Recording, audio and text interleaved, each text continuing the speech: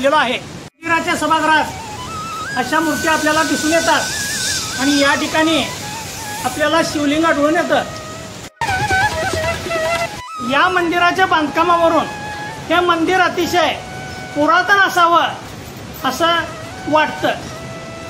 त्यासाठी आपल्याला श्री दत्त महाराज आणि स्वामी समर्थांचं देखील दर्शन होत आहे। या मंदिरात आपल्याला कासव, त्या कासवाच्या पाठीवर महाराजांच्या पादुका दिसून येतात। ज्या वेळेला नरसिंह सरस्वती स्वामीजी आजराघाटच्या या हिरण्यकेशीच्या तीरावर वास्तव्याला होते, त्यावेळेला त्यांनी या परिसराचा समतोल राखावा यासाठी समतोलाचं प्रतीक असलेलं हे कासव आणि त्याच्यावर आपल्या पादुका उमटवलेल्या आहेत।